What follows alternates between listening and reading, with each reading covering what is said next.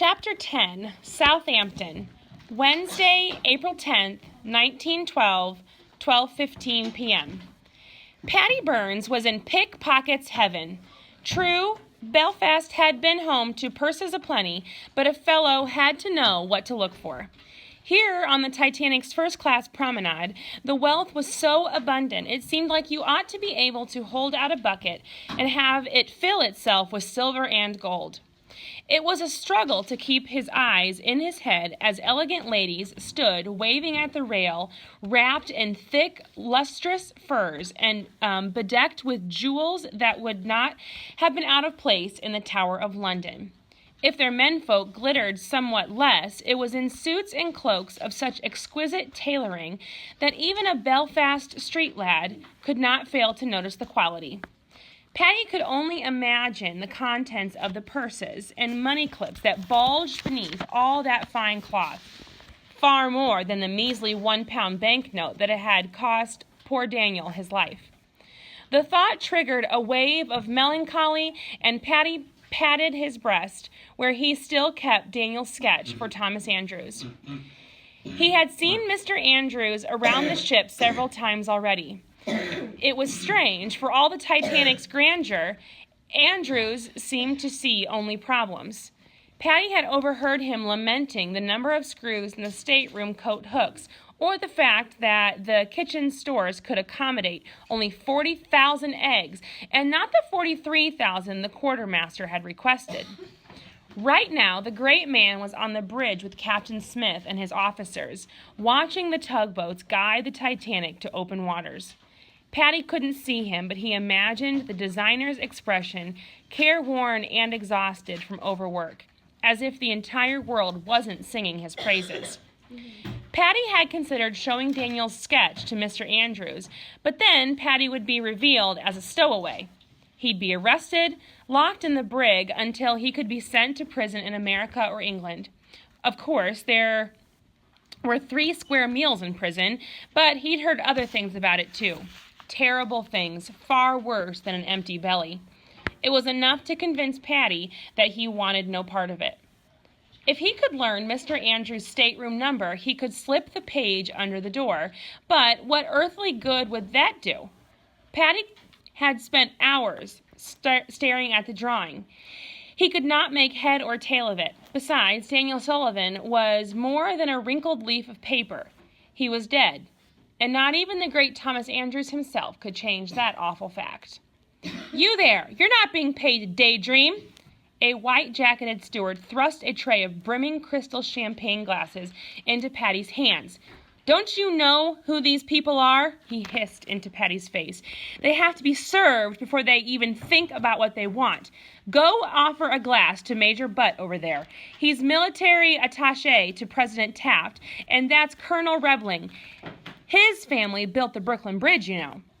The steward listed several other famous names, but none of them meant very much to Patty, who had never heard of Brooklyn or its bridge. He knew these were fancy people and very rich, and he also knew that he wasn't here to serve them champagne or even walk among them. He'd better get himself out of sight before someone else realized it too. His uniform made him look like he fit in, but as the voyage progressed, the crew would learn exactly who belonged and who didn't. He was pretty sure he'd spotted that underage steward called Alfie, the one he'd overheard in the uniform room. And if Patty was recognizing people, other crew members would too, possibly even Alfie himself. Patty circulated among the passengers at the rail and distributed his drinks in their sparkling glasses. He couldn't prevent himself from smiling.